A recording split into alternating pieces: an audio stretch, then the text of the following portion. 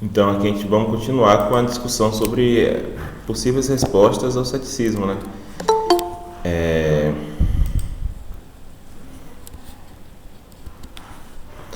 Como eu estava dizendo, a primeira é basicamente aceitar que nossas crenças não tenham justificação, né? Aceitar que, dado os cenários céticos, a possibilidade desses cenários, né, e nossa incapacidade de refutá-los, né, de maneira direta, né, é difícil para uma prova, dar uma prova da existência do mundo exterior sem pressupor muitas coisas, né. Tem um filósofo que, de uma maneira mais ou menos jocosa, ele dá uma resposta ao ceticismo da seguinte maneira: ele chama Moore, era um filósofo inglês do começo do século XX, e ele fala assim, tem um congresso, uma aula que ele chegou e falou assim, eis meu argumento contra o ceticismo, um argumento de que existe um mundo exterior, e ele é o seguinte: eis uma mão, eis outra mão, logo existem pelo menos duas coisas no mundo exterior, né? Tipo, eu consigo ver minhas mãos, logo existe um mundo exterior, né? Mas assim, essa resposta, por mais que no caso dele estava ligado com outras questões, outros pontos da filosofia dele, para um cético ela não é satisfatória, né? Porque para você argumentar a partir do fato de que você tem experiência visual de coisas externas, que existem coisas externas, você precisa assumir que sua experiência das coisas externas ela é confiável minimamente, né? Mas é exatamente isso que o cético está colocando em questão, né? O cético está colocando em questão, entre outras coisas, se nossa percepção é confiável, né? E você fazer um argumento que parte do fato de você ter percepções de coisas externas para a existência dessas coisas seria questionável, complicado nesse sentido, né? Apesar de que dependendo de como você coloca, por exemplo, a justificação, se você for um externalista, por exemplo, esse tipo de argumentação fica um pouquinho mais plausível, né? Mas a posição do cético, né, em frente a esses cenários que eles mesmos colocaram é a de suspender o juízo, né? Então, suspender o juízo seria um tipo de, usando aqui um jargão, seria um tipo de atitude doxástica, ou seja, anteriormente na aula alguém me perguntou o que queria dizer doxástico, né? E eu falei que doxástico tinha a ver com crença, né? Só que na verdade essa minha afirmação ela foi um pouco ela não está errada, mas ela foi um pouco simplificadora, né? Porque na verdade, quando a gente fala em atitudes doxásticas, epistemologia, são diferentes atitudes que você pode tomar em relação à verdade de uma proposição, né? Uma dessas atitudes, né, a mais importante, né, que a gente está estudando bastante, é a crença, né? Então eu posso acreditar que uma proposição é verdadeira. Outra atitude é a descrença, né? Eu posso desacreditar que uma proposição é verdadeira, no sentido de que eu acredito que ela é falsa, né? E geralmente se trabalha com a possibilidade de uma terceira atitude, que seria suspender a crença, né? Então, quando você suspende crença em relação a uma proposição, a verdade de algo, você, de alguma forma, não está se comprometendo nem com a verdade daquela proposição, nem com a falsidade, né? Mas suspender a crença, a princípio, isso deve ser diferente de, por exemplo, simplesmente nunca considerar a proposição, né? Tem várias proposições no mundo, né? Que eu nem acredito nem desacredito, no sentido de que eu nunca pensei sobre elas, no sentido de que eu nunca me foi colocada essa questão da sua verdade, né? Sei lá, deve ter, sei lá, que mora, sei lá, na Índia, na Nova Delhi ou em Mumbai, sei lá, pode se questionar sobre qual é o melhor bairro de Mumbai para viver, se tal bairro é melhor do que tal bairro. Eu nunca me questionei sobre isso, até porque eu nem sei os nomes dos bairros de Mumbai, né? Então, eu nem creio, deixa eu ver aqui, quais são os bairros de Mumbai, sei lá, eu nem creio, não faço nem ideia como é que chama os bairros na Índia, né?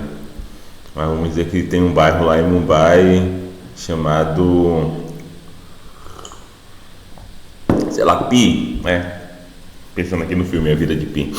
Tem um bairro chamado Pi e as pessoas que moram lá consideram assim a proposição Pi é o bairro mais amigável a se viver. É verdadeiro ou falso? Eu nunca pensei sobre isso porque eu nem sei quais são os nomes dos bairros. Isso é algo que nunca passou pela minha cabeça. Então, nesse sentido, essa é uma proposição que eu nem acredito, nem desacredito, né? Mas também não faria sentido dizer que eu suspendo a crença, suspendo o julgamento sobre essa proposição, né? Porque suspender o julgamento, do modo como, ou suspender a crença, do modo como as pessoas lidam com isso na literatura, seria uma atitude de neutralidade em relação à verdade da crença, mas seria uma atitude de naturalidade comprometida em algum sentido, sabe? Eu escolhi ficar neutro porque talvez eu tenha evidências contra e a favor, né? Então, por isso eu decidi dar esse passo atrás,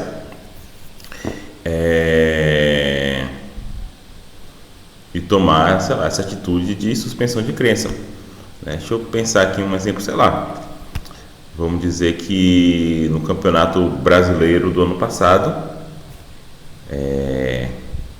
quem era flamenguista estava muito confiante que o Flamengo ia lutar pelo título ou até que ia ganhar, né? O campeonato foi passando, né? O Atlético Mineiro tinha uma vantagem que o Flamengo nunca conseguia aproximar, né? Na verdade, comumente até ficava mais distante, né? Então, em determinado momento no final do campeonato, certamente eu já estava acreditando que o Flamengo não ia vencer, né? Porque estava a distância muito grande, precisava de uma combinação de resultado muito específica, né? Então, no começo do campeonato, eu pensava que o Flamengo ia pelo menos brigar pelo título ou vencer. No final do campeonato, eu achava que não ia mais vencer, né? E talvez em algum momento ali no meio eu tenha suspendido o juízo, no sentido de que, pô, eu não sei, eu não vou opinar sobre esse assunto porque eu tenho alguns motivos que me fazem pensar que sim, né? A campanha dos outros anos, né? Apesar de que no ano anterior também não tinha sido muito boa, eu tenho alguns motivos. O fato de que o Flamengo, mesmo no ano anterior, que não foi muito boa a campanha, ele conseguiu correr atrás e passar na penúltima rodada, né? Por outro lado, eu estou vendo que o time do Atlético Mineiro está jogando bem, que o Flamengo está trocando de técnico, etc, etc. Então eu tenho motivos contra e a favor, e nesse caso eu decido suspender a crença, ou seja, decido não me comprometer nem com uma coisa nem com outra, né? Então seria essa a atitude de suspensão de crença do qual o cético fala, né? Então, para o cético, essa seria de alguma forma a maneira racional de você se reagir a questões como, por exemplo, a possibilidade de cenários céticos, né? Obviamente, isso faz algum sentido se você é um infalibilista, né? Se você pensa que conhecimento requer justificação infalível, ou seja, capacidade de refutar ou impossibilidade de você estar errado. Porém, para quem não é infalibilista, parece uma reação desmedida, né? Porque, por um lado, Marcos, quando eu estou gravando aula, eu estou sim.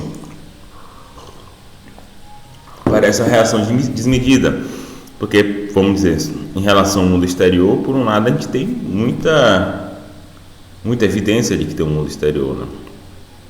É o que diz a nossa evidência perceptiva, é o que diz, sei lá, todo tipo de evidência, né?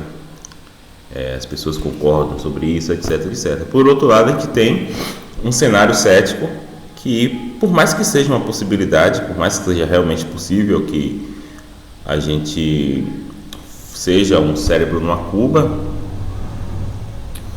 é uma possibilidade remota, né? Ela é uma possibilidade remota em sentidos importantes, né? É uma possibilidade que é uma questão se deve ser levada tão a sério, né? Então, se você é um infalibilista, o fato de haver essa possibilidade pode te perturbar bastante. Se você é um infalibilista, nem tanto, tá? Então, os céticos antigos, assim, eles estavam num contexto em que as pessoas eram geralmente infalibilistas, tá? Então, por isso, talvez, essas questões se colocassem de maneira mais prementes para ele, né? Então, por exemplo, Descartes é um infalibilista, então ele leva bastante a sério esses cenários céticos, né? Então, a ideia é que se devemos acreditar naquilo que temos justificação para acreditar, né? Naquilo e só naquilo, em relação ao que a gente tem justificação, dada a possibilidade dos cenários céticos, e se a gente quer ser epistemicamente responsáveis, ou seja, a gente não quer arriscar, a gente deveria suspender a crença sobre o mundo exterior. Pensando aqui no ceticismo sobre o mundo exterior especificamente, né? Então essa é a posição do cético, né? O cético, ele, na verdade, ele atribuía outras qualidades a essa atitude de suspender as crenças, né? Ele imaginava que ao suspender as crenças, né? Suspender todas as crenças sobre teóricas, pelo menos, ou crenças sobre a estrutura do mundo, etc., ele acreditava que ao fazer isso, isso traria algum tipo de tranquilidade para a mente, né? Então o ceticismo tem essa vertente também terapêutica, né? Vamos dizer assim. E eu até falei, eu comentei isso em alguma aula, que é possível se pensar, apesar de que não é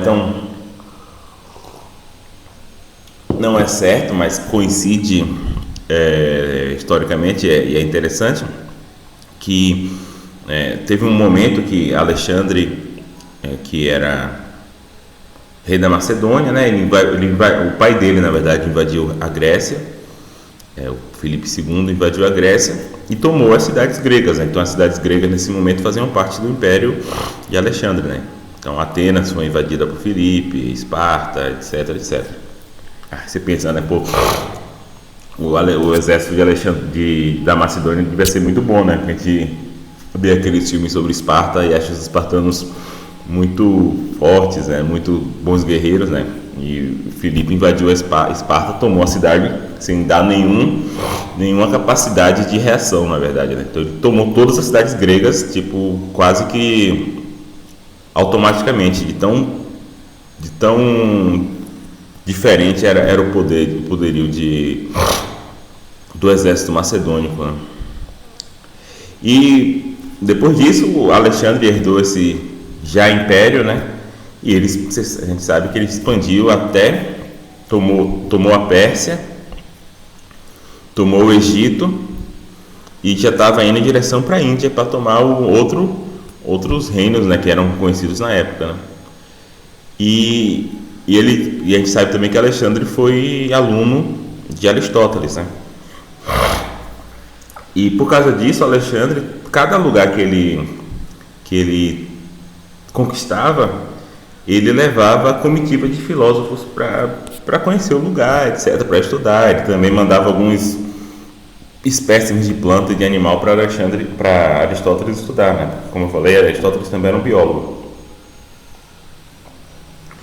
E aí, supostamente, em algum momento, quando ele chegou na Índia, ele teria levado uma comitiva de filósofos gregos para conhecer o budismo, para conhecer os filósofos ou sei lá, monges, eu não sei bem qual é a nomenclatura, conhecer o pensamento budista. E aí, supostamente, o ceticismo ele tem essa influência. Seria essa ideia de que o budismo tem essa ideia de desapego das coisas Se alguém aí se interessar por budismo ou por budista, pode me corrigir se eu estiver errado. O budismo tem essa ideia de desapego em relação às coisas exteriores, né, em relação ao mundo exterior. E a maneira grega de entender essa ideia teria sido o ceticismo. A ideia de que você que buscar o conhecimento do mundo exterior, buscar qual a teoria correta sobre, por exemplo, sobre se existem átomos ou se a matéria é contínua, né, uma coisa que se discutia na Grécia. Buscar esse conhecimento traria algum tipo de turbulência à mente, porque são coisas difíceis de saber, né? Sei lá, se a matéria é contínua ou existem átomos, né? Ou seja, existem partes, as menores partes da matéria, e aí você vai tentar descobrir isso. Aí você tem um argumento a favor, você tem um argumento contra, e o argumento a favor parece muito bom, o argumento contra também parece muito bom, né? A filosofia tem muito disso, né? Tem muitos argumentos com posições diferentes e você meio que não sabe onde se colocar, e isso traria um tipo de turbulência na mente. E a maneira do cético de desapego seria exatamente essa, seria encontrar argumentos que apoiem e neguem cada posição, né, argumentos da mesma força, né? Isso que é o interessante do ceticismo, porque o ceticismo não é simplesmente negar o conhecimento, mas o ceticismo envolve você encontrar argumentos de força equivalente para os dois lados de qualquer questão, e a partir daí você fala, bom, tem argumentos tão bons de um lado, argumentos tão bons do outro, me resta suspender o juízo, né? Então o trabalho do cético seria encontrar argumentos, contra-argumentos para cada argumento que exista, contra-argumentos da mesma força, para que no final das contas ele possa suspender o juízo e aí encontrar um tipo de tranquilidade. Então ele acha que a suspensão de crença dessas questões teóricas e tal traria um tipo de tranquilidade para a mente, né? Só que uma questão importante será que a gente consegue mesmo adotar uma atitude de suspensão de crença, né? Primeiro, né, tem esse ponto aí que eu coloquei na terceira bolinha. Não fica muito claro como é que a gente poderia agir no mundo se a gente realmente conseguisse suspender todas as nossas crenças sobre o mundo exterior, né? Então, quando eu faço qualquer coisa na minha vida, né, quando eu levanto para pegar água, isso pressupõe muitas crenças minhas, né? Pressupõe, por exemplo, que eu acredite que a água está na geladeira, pressupõe que eu acredite que a geladeira está na cozinha, pressupõe até crenças mais exóticas, né? Que eu acredite que é seguro ir até a cozinha, que não tem um crocodilo aqui na sala que vai me pegar quando eu passar, né? Então qualquer coisa que eu busque fazer na vida pressupõe muitas crenças, muitas delas vocês viram sobre o mundo exterior. Então não está muito claro como é que eu poderia agir se realmente eu suspendesse todas as minhas crenças, né? Talvez eu tivesse que ficar parado, né? Ficar parado, respirando, talvez, né? Talvez eu tivesse que estar o tempo todo fazendo uma meditação, né? Então, uma meditação budista de tentar dissolver meu eu, etc. Talvez. Os céticos, eles não são tão Pois é, até respirando você está ingerindo algo venenoso. Mas assim, talvez a respiração ela não é totalmente voluntária, né? Por mais que você consiga respirar voluntariamente, na maioria do tempo você respira involuntariamente. Então talvez se eu desligar minha mente, eu vou continuar respirando, né? Sem escolha, né? Então não seria uma decisão que eu estaria tomando, né? Mas esse é um problema para o cético, né? Aristóteles mesmo, ele algumas vezes ele lida com o ceticismo, apesar de que o ceticismo, o boom maior do ceticismo é depois de Aristóteles, não antes, mas ele lida com posições céticas dessa maneira, né? Aristóteles, por exemplo, ele fala o seguinte: olha, por que o princípio da não contradição ele é verdadeiro, né? Ou seja, que algo não pode ser, sei lá, vermelho e não vermelho ao mesmo tempo. O argumento de Aristóteles é o seguinte: olha, a comunicação, o fato de que a gente pode falar com o outro depende desse princípio, porque se eu falo algo é vermelho, né, eu falo, sei lá, essa rosa é vermelha, isso pressupõe que eu não estou falando que ela é vermelha e não vermelha ao mesmo tempo, que isso pressupõe que algo ser vermelho implica ele não ser não vermelho, porque caso contrário eu estaria afirmando qualquer coisa, né? Se vermelho significasse vermelho e não vermelho, eu dizer que essa rosa é vermelha não quer dizer nada, né? Porque quer dizer que ela é vermelha ou não vermelha, então não quer dizer nada. E aí ele fala o seguinte: olha, e quem discorda de mim, tudo bem, você pode discordar, só que você tem que ficar parado que nem uma planta. Você não pode falar, você não pode discordar de mim verbalmente, porque qualquer discordância que você tiver comigo, você está pressupondo que eu estou certo, né? Se você está tentando dizer que eu estou errado e não certo, você está pressupondo que existe um princípio da não contradição, porque eu não posso estar errado e certo ao mesmo tempo. Então isso é um problema que o cético sempre tem, né? De como essa atitude dele leva a agir sobre a ação, né? E eles não são talvez eles não sejam tão ingênuos como o livro aqui passa a crer, né? Porque, como eu disse para vocês, o cético em livros de epistemologia geralmente é uma figura fictícia, né? O cético não é um cético específico, sei lá, grego antigo, tá? Os céticos históricos, eles geralmente fazem uma distinção entre tipos de crença, por exemplo. Então teria crenças ordinárias, né? Crenças cotidianas, e essas alguns céticos aceitam que tenha, né? Crenças sobre a geladeira está na cozinha, a água está na geladeira. E as crenças que eles colocam mesmo que a gente deveria suspender crenças, são crenças mais teóricas, né? Sobre o porquê das coisas, sobre a estrutura das coisas, etc. Né? Mas de qualquer modo, não é óbvio que a gente possa suspender crenças, né? E essa daqui agora é a segunda atitude que você pode ter em relação aos cenários céticos, que é a atitude de Hume, que é a seguinte: a atitude de Hume é a seguinte: olha céticos, vocês estão até certos, realmente essas coisas são possibilidades, tá? Eu não consigo te dar um argumento contra essas possibilidades, né? Mas eu também sou incapaz de ser cético. Sou biologicamente incapaz de ser cético, porque, por exemplo, eu vejo coisas e eu não consigo deixar de formar crenças sobre as coisas que eu vejo. Então fica assim, você fique feliz aí que eu estou te dizendo que você está certo, que tem essas possibilidades. Talvez minhas crenças não sejam justificadas mesmo, mas eu vou continuar agindo como eu agia antes, porque eu não consigo agir diferente, tá? Então essa daqui é outra atitude que você pode ter. Então Hume aceita. Então Hume, não sei se eu falei de Hume, né? Hume é um filósofo inglês.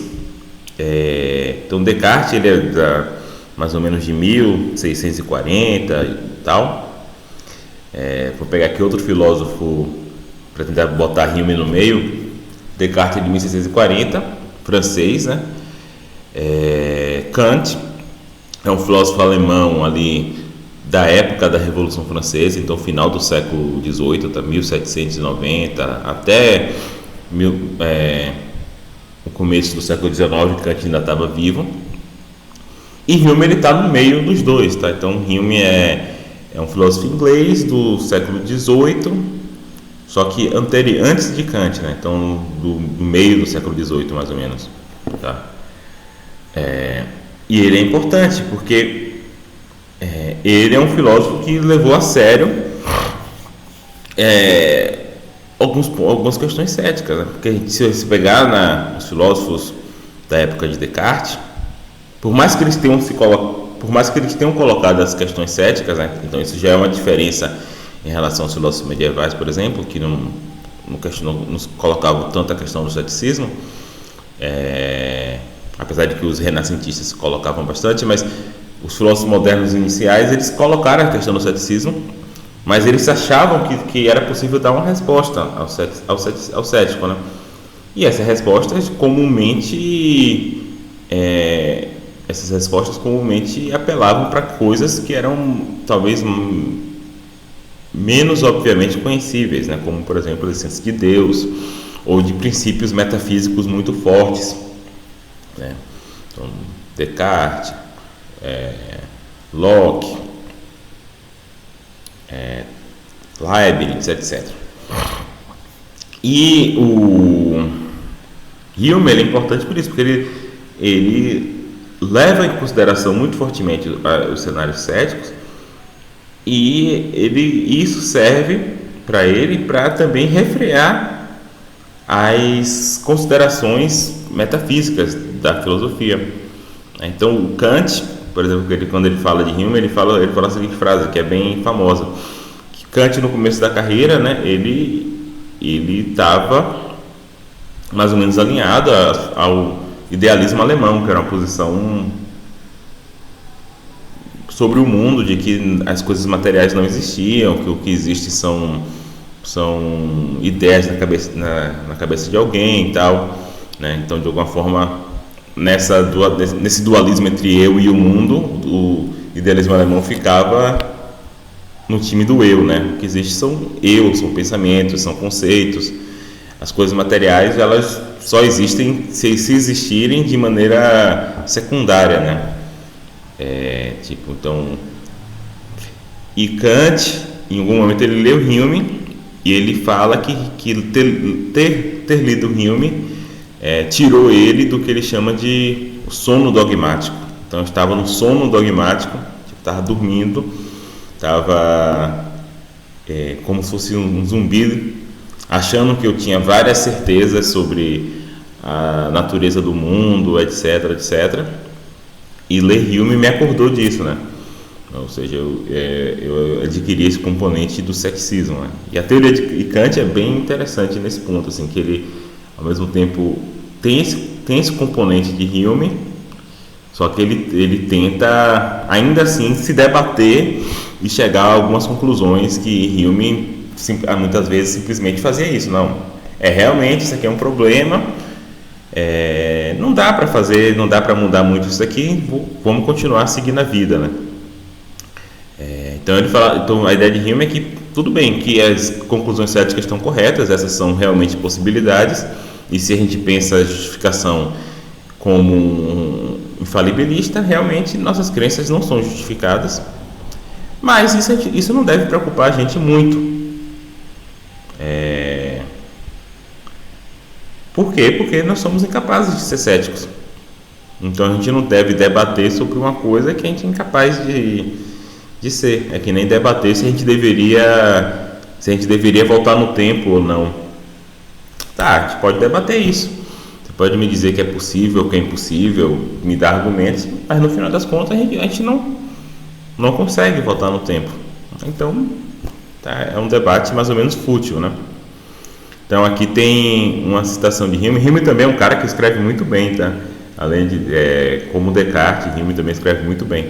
Então às vezes as pessoas, estou falando isso aqui porque às vezes as pessoas, tem alguns filósofos que escrevem de maneira confusa, que escrevem de maneira talvez desnecessariamente difícil, né? E aí às vezes a gente tem muito contato com a filosofia a partir desses filósofos, a gente fica com a ideia na cabeça de que Filosofia é um tipo de coisa que você deve escrever de maneira meio enigmática, né? Você deve escrever de maneira com jogo de palavras, etc.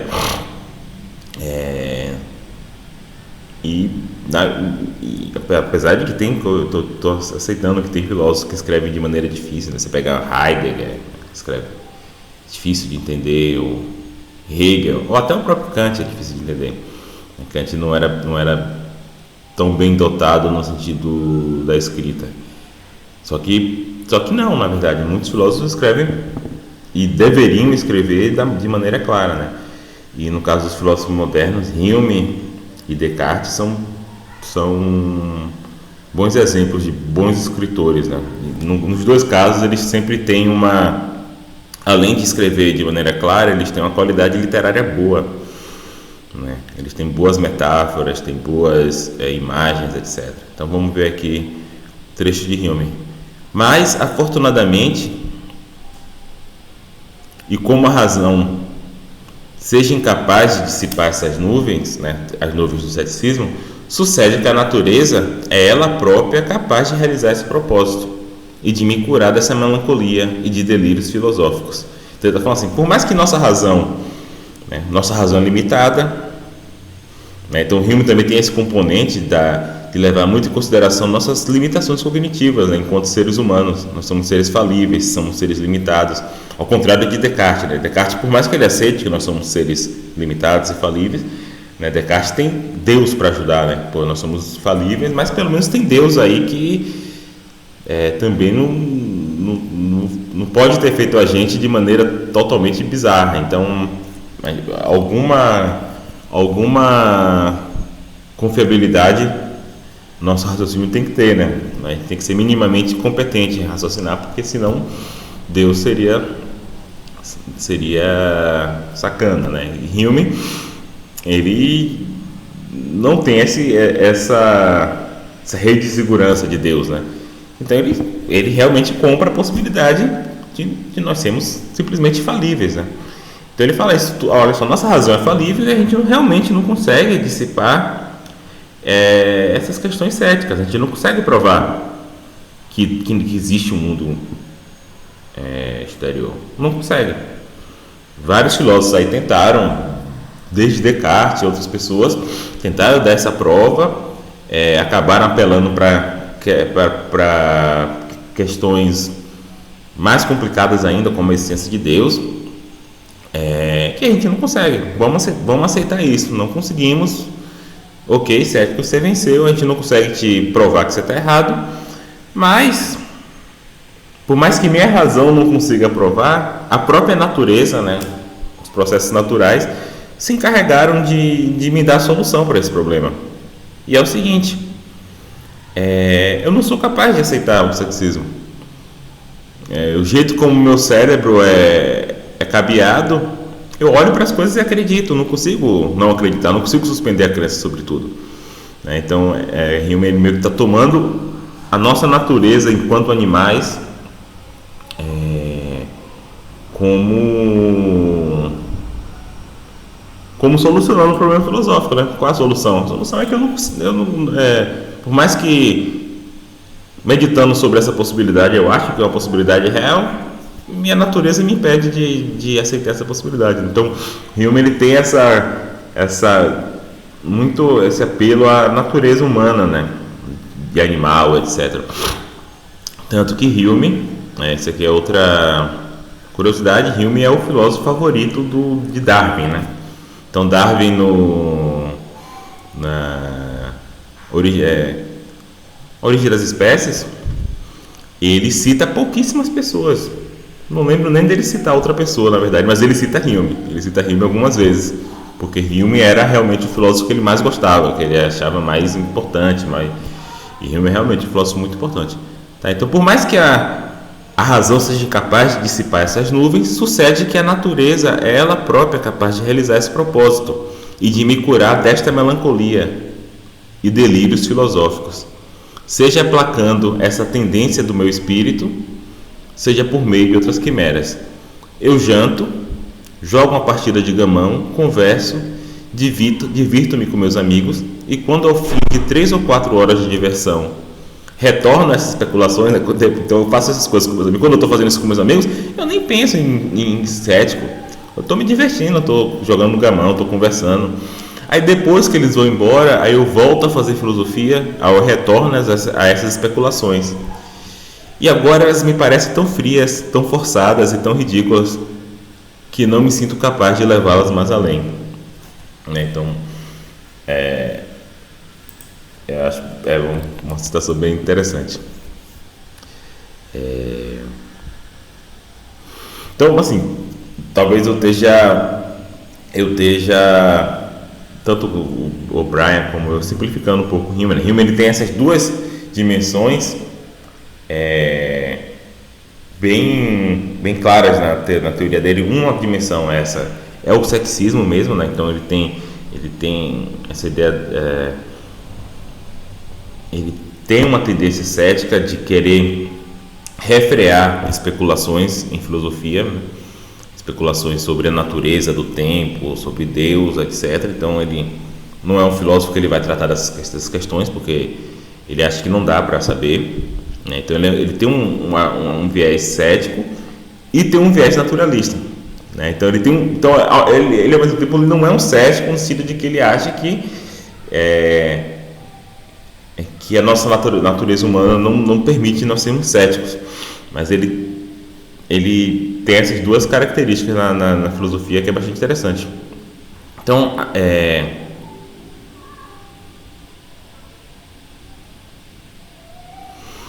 essas são duas posições que você pode ter, aceitando que o cético tem razão, né? A posição de que, tudo bem, que a gente não tem justificação para formar nossas crenças, por isso a gente devia suspender as crenças e essa é a posição cética real. A outra posição de Hume tudo bem, a gente não tem justificação nesse sentido forte aí do que o filósofo está se colocando, nessa questão aí, nessas questões tal qual colocadas por filósofos, a gente não consegue realmente fazer nada disso.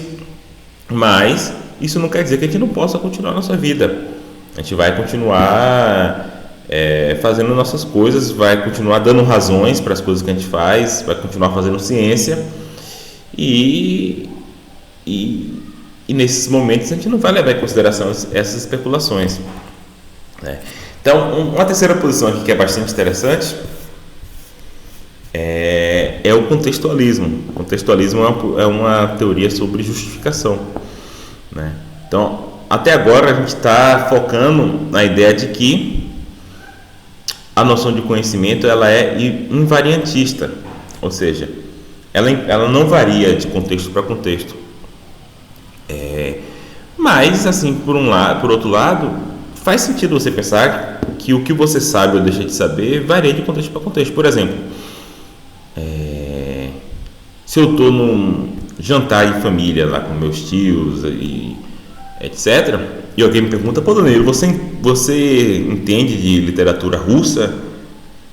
Aí, pô, eu já li uns livros, né? Já li uns livros de Dostoiévski, já li bastante de Tolstói, eu gosto muito de Tolstói, né? Sei um pouco ali do contexto, e eu poderia falar: pô, sim, eu sei. Se você quer saber alguma coisa, com uma indicação, né? Então, em algum sentido, eu conheço literatura russa. Mas se eu for num congresso de letras sobre literatura russa, eu obviamente vou dizer que eu não conheço o tema, né? Porque em algum sentido o que eu conheço do tema é suficiente para uma conversa com meus familiares, né? Na minha família não tem ninguém com curso superior e tal, então não são pessoas especialmente letradas. Então, eu conheço, eu consigo falar aqui uns 2 minutinhos sobre o tema, não vou falar nada bizarramente errado. Já em outros contextos parece que eu não conheço, né?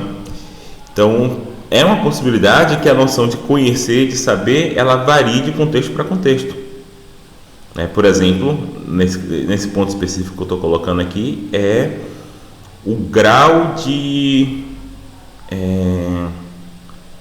severidade da justificação, né? Então eu poderia pensar que em alguns contextos, por exemplo, os cenários céticos são levados a sério, e conhecer nesses contextos implica refutar os cenários céticos, e em outros contextos não, né? Então essa é uma possibilidade, né? Que a noção de conhecimento varia de contexto para contexto. Então o invariantismo, né, que é a posição que a gente está presumindo até agora, trabalha a partir de um conjunto de critérios que todas as pretensões de conhecimento devem satisfazer, e esses critérios seriam únicos, né? Não, justificação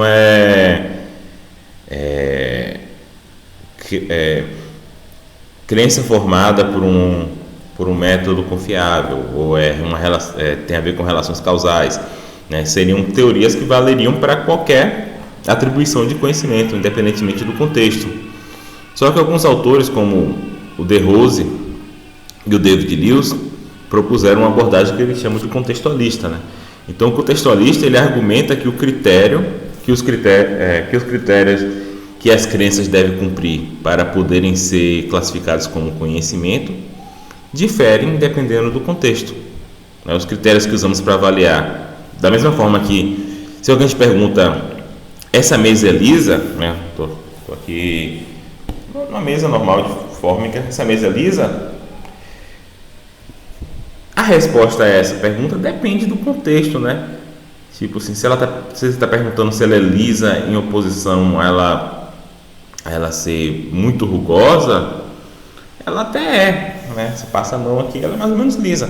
Mas se eu fosse olhar microscopicamente nessa mesa, certamente ela não é tão lisa, né? Ela tem até um padrão imitando madeira, alguns pequenos sulcos, né?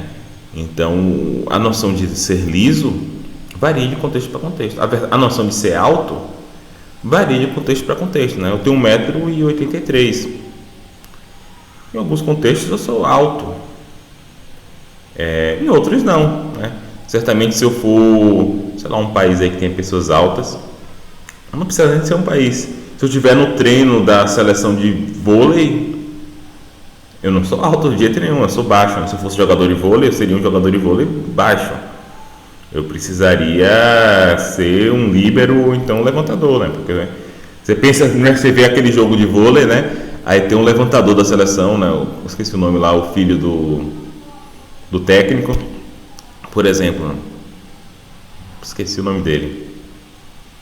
Se lembrarem o nome do Bruninho, né? Pronto. Até o nome dele é Bruninho, né? Você vê o Bruninho, você acha que o Bruninho é muito baixo, né? Mas na verdade o Bruninho tem minha altura ou até mais alto que eu. Ele é uma pessoa alta. Só que naquele contexto ali da seleção de vôlei, ele é baixo. Porque os caras lá tem cara lá que tem 2,3 metros, 2,5 metros, né? E ele, acho que ele tem 1,80 m e poucos, assim. Então naquele contexto ele é baixo, mas certamente na população geral, sei lá, daqui da Paraíba, ele estaria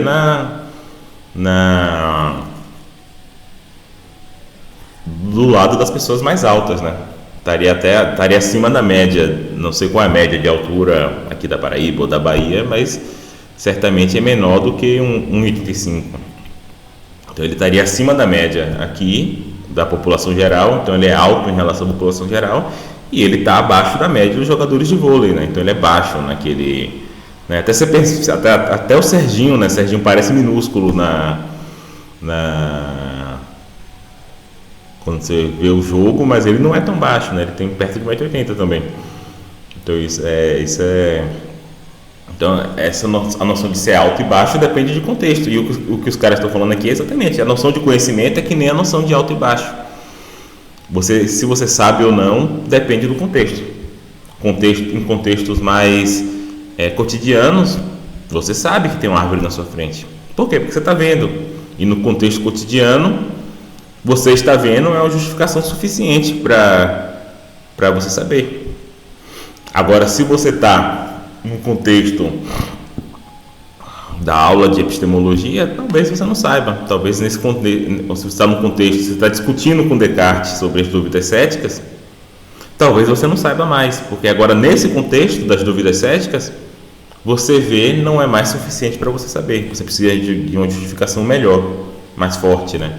Então, o contextualismo é essa ideia de que uma justificação ser suficiente para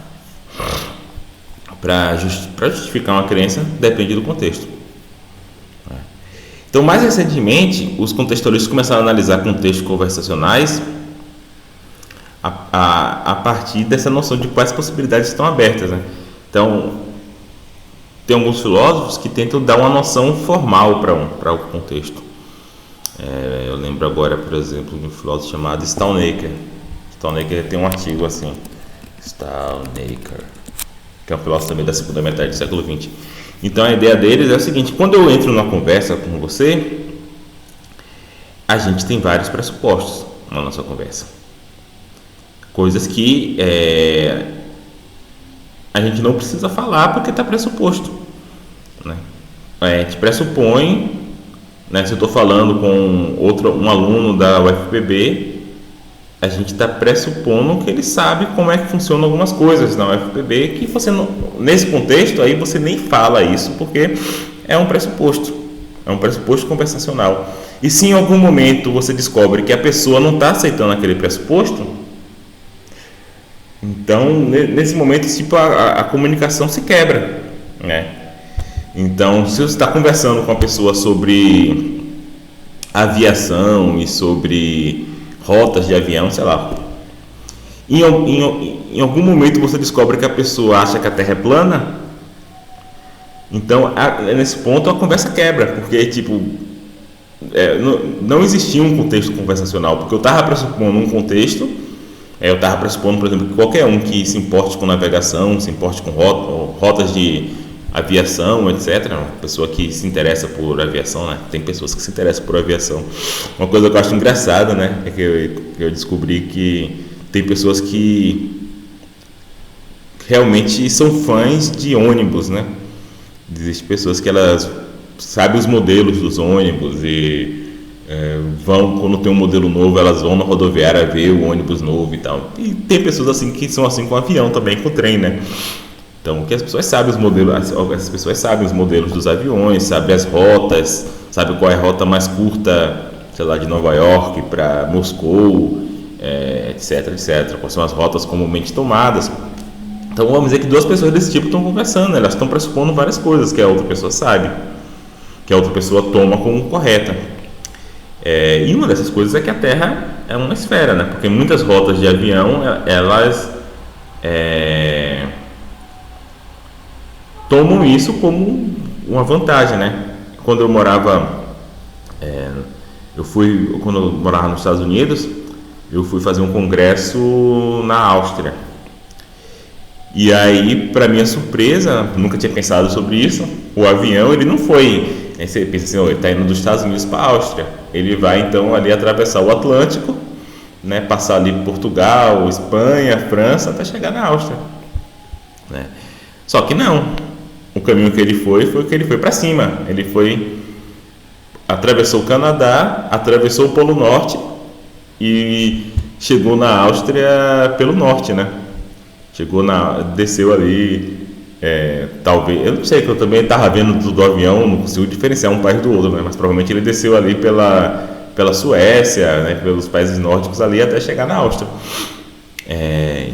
Inclusive o Polo Norte é muito bonito, né? Dói o olho assim de tão branco e que as coisas são e tal. Mas enfim, então as pessoas que conversam sobre isso estão pressupondo que a Terra é esférica. Se em algum momento você descobre que a pessoa que você está conversando não tem aquele pressuposto, entendeu? É como se aquela conversa não tivesse valido, né? Como se, agora eu tenho que recuar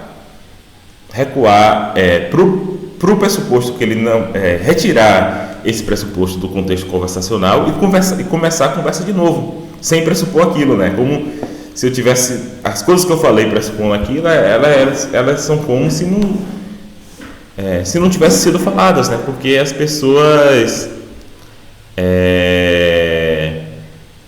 o contexto conversacional não estava fixado, né? O Carlos falou, tem uma piada sobre isso, né? Que os japoneses teriam que dar a volta para atacar Pearl Harbor. Exatamente. Teria que dar a volta, né? Porque parece que para os terraplanistas, né, o Polo Norte até que tudo bem, porque o Polo Norte ele está no centro do mapa, né? Então você poderia ter rotas passando no Polo Norte. Só que o Polo Sul, na verdade, não existe Polo Sul, né? O Polo Sul é a borda da pizza. Então, o Japão, né? O Japão, só pensando aqui no mapa da Terra plana, mas eu teria que dar uma volta danada mesmo, né? Não teria por que eles atacarem o Pearl Harbor, né? Porque os japoneses atacaram o Pearl Harbor porque era a parte mais próxima dos Estados Unidos, né? A parte mais próxima do Japão, porque o Pearl Harbor ficava no Havaí, né? E o Havaí, não sei se vocês sabem, apesar de ser parte dos Estados Unidos, ela é uma ilha no meio do Pacífico, né? Fica, acho que uns 3.000 quilômetros da costa dos Estados Unidos, não é pertinho, não. Fica ali mais próximo da Polinésia, do Tahiti, né? Você pode até ver pela cara dos havaianos, né? Os havaianos, eles parecem mais com aquele pessoal do Moana, né? Que ali, Moana acho que é no Tahiti, né? Então é ali naquelas ilhas do Pacífico, né? E os havaianos também têm aquela cara ali, porque é da mesma etnia, né? Então eles não ficam tão próximos dos Estados Unidos assim. Mas enfim, então alguns filósofos eles tentam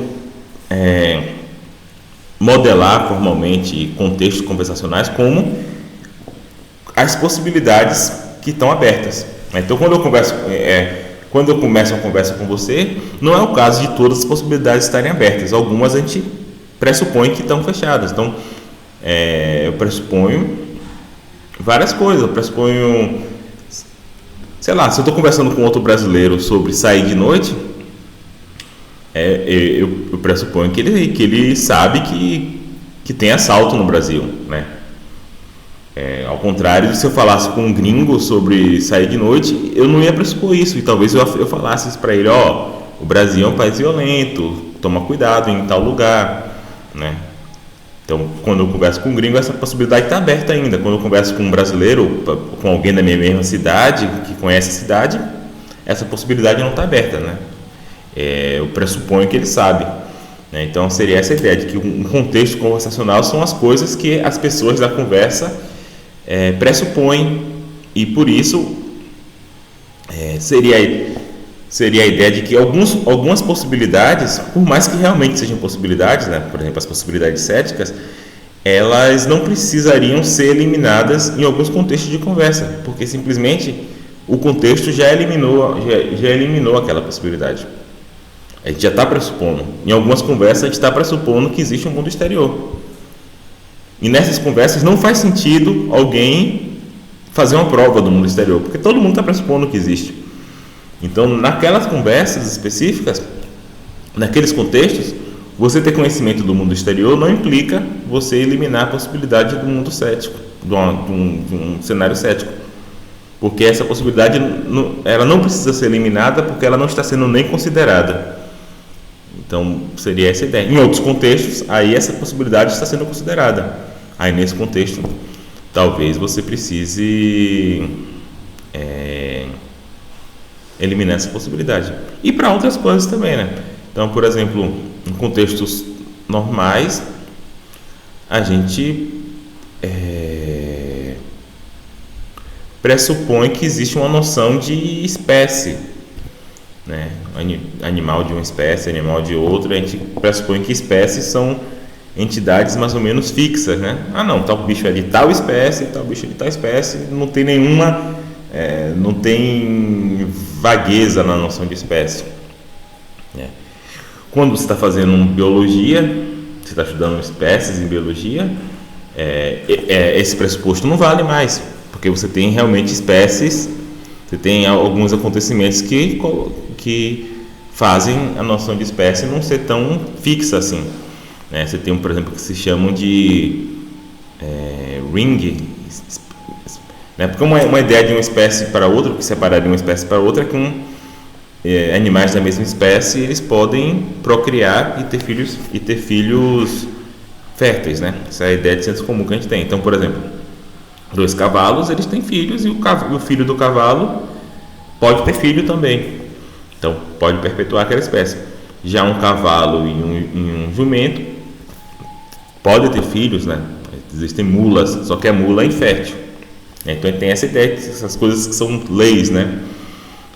O cavalo e o jumento são espécies diferentes, só que são próximas o suficiente para procriar, mas geram filhos inférteis. Acontece que na natureza existem espécies, né? Por exemplo, existem espécies de salamandra que são 5 espécies, sendo que a primeira consegue procriar com a segunda e ter filhos férteis, a segunda consegue com a terceira com a quarta com a quinta e a quinta com a primeira. Só que a primeira não consegue com a quarta. E a terceira não consegue com a quinta. Então tem esses casos em que você tem tipo um anel de descendência. Então nesse caso é dúbio se você tem 5 espécies, que tem uma espécie só. Então a noção de espécie, nesse contexto, ela é colocada em questão. Em contextos normais, não, né? Se alguém está perguntando se tem um cachorro ou tem um gato, né? Se alguém te pergunta se você tem um cachorro ou tem um gato, nessa conversa você está pressupondo que existe uma espécie que é cachorro, né? Acho que é Canis lupus familiares, ou é só Canis familiares, não lembro, e que tem uma espécie que é do gato. Você está pressupondo isso. Se alguém começasse a falar assim, não, mas veja só, o conceito de espécie ele varia e tal, ele não é tão simples assim. Como é que alguém reagiria a isso? A gente reagiria a isso como se a pessoa estivesse mudando de assunto. Não, peraí, não estou te perguntando do conceito de espécie, eu estou perguntando se você tem um gato ou um cachorro, né? Isso daí é mudar de assunto, porque você está levantando uma questão que o contexto conversacional não deixou em aberto, né? Então é como se você estivesse fazendo algo errado, né? Como se eu acho que a gente, somente quando a gente está entrando na faculdade, às vezes a gente faz isso, né?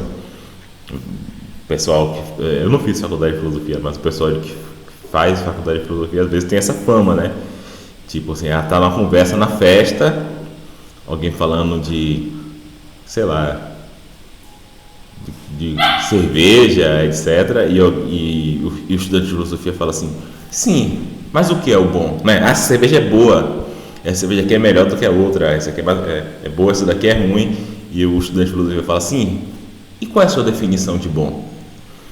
Aí você pensa, esse cara é um idiota, porque a gente está num contexto aqui que não levanta essa questão, ele está levantando, né? Então é como se ele tivesse transgredindo uma regra da conversa, né? A regra da conversa é que as afirmações elas precisam ser dadas de acordo com o contexto da conversa, ou seja, quais possibilidades estão abertas na conversa. Quando ele faz isso, ele está quebrando essa regra, né? Então seria mais ou menos essa ideia de contexto, né? Então, em circunstâncias habituais do dia a dia, eu posso afirmar corretamente e saber que o supermercado está aberto, né? Por quê? Porque está no horário dele, está aberto. Hoje em dia é dia de semana, são 10 horas da manhã, ele geralmente abre mais cedo, então está aberto, né? Então, para um contexto do dia a dia, essa é uma justificação suficiente. Ou que a montanha Baufel, não sei nem onde essa montanha tem 1.000 metros de altura. Como é que eu sei isso? Eu vi na Wikipedia. No contexto do dia a dia, essa é uma justificação suficiente, né? Ou que a Triumph é uma fábrica de moto, eu sei porque eu vi no Trato Feito, fabrica motocicleta nas Midlands, deve ser um lugar dos Estados Unidos. Isso aí eu nem sabia, mas eu sei agora. Por quê? Porque eu li no livro. Então isso também no contexto normal, onde alguém quer saber onde é que fica a fábrica da Triumph, é uma justificação suficiente. Eu acho que fica na Midlands, porque eu li no livro aí de epistemologia, não tem nada a ver com o assunto, mas o cara deu esse exemplo, então ele deve ter olhado. Já é suficiente. Agora, no seminário de filosofia, na aula de filosofia, no entanto, todas essas afirmações são colocadas em causa. Porque se o gênio maligno de Descartes estivesse aí, talvez o mercado, a montanha e as motocicletas Triumph nem existam, né? Então, nesse contexto faz sentido. Então, nesse contexto, essas justificações que eu dei antes não são suficientes. Por quê? Porque a possibilidade do gênio maligno é levada a sério. Em outros contextos ela não é, né? Aqui temos contextos constituídos não pelas características físicas do meio, né? Então não é o contexto no sentido de que você está numa sala de um tipo, você está na sala do outro, mas pelas características da conversa, né? E é isso que eu estou falando. A ideia aqui é que qualquer conversa ela é assentada nos pressupostos que estão sendo pressupostos naquela conversa, né? E a gente meio que, com o tempo, a gente aprende a calibrar esses pressupostos da maneira correta. A gente sabe que se a gente está falando com tal pessoa de tal tipo, tal coisa são pressupostos, né? Por exemplo, vamos pensar aqui no presidente do Brasil. Em determinados contextos, eu não preciso argumentar que Bolsonaro é um presidente ruim. Está pressuposto. Às vezes a gente não precisa nem falar disso, porque a gente sabe que todo mundo concorda e está pressuposto, né?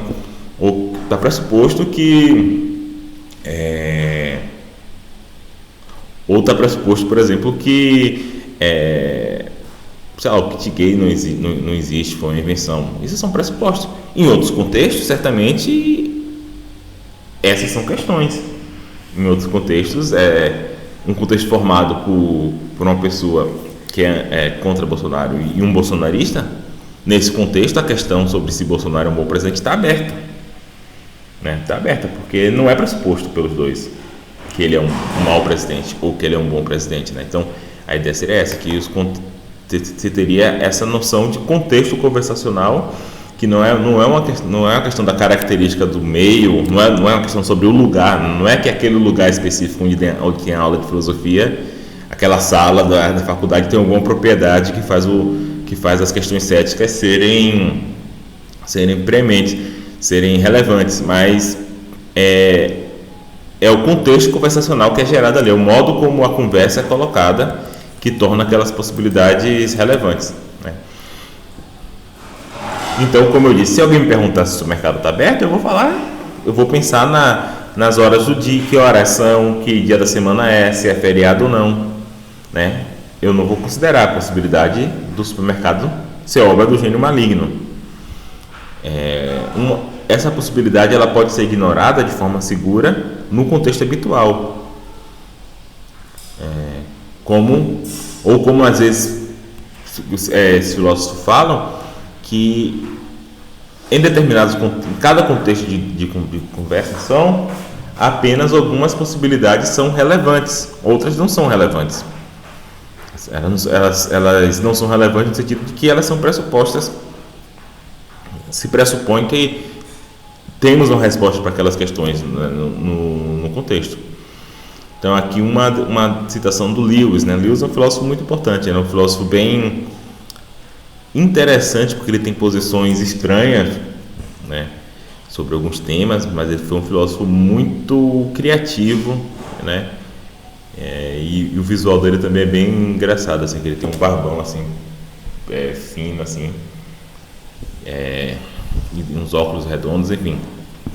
Depois vocês olham na internet, David Lewis, um filósofo americano do segunda metade do século XX. Então ele está falando o seguinte: a nossa definição do conhecimento requer uma cláusula sotto voce. S sabe que P, se somente se, as provas de S eliminam todas as possibilidades nas quais não P. É o jeito que ele escreve engraçado. Aí ele fala, exceto as possibilidades que estamos convenientemente ignorando. Então, eu sei que P, se minha justificação elimina todas as possibilidades que P é falso, menos aquelas que a gente já tá ignorando no contexto da conversa. Essas que a gente já está ignorando no contexto da conversa, pelo contexto da conversa, a gente não precisa eliminar. A gente só precisa eliminar as possibilidades que a gente está levando a sério. Então, por isso que ele vai, todas as possibilidades de não P, exceto aquelas que a gente já está ignorando.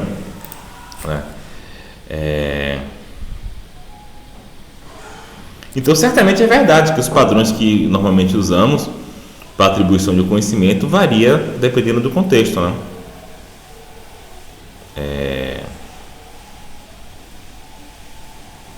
Então, a ideia do contextualista é que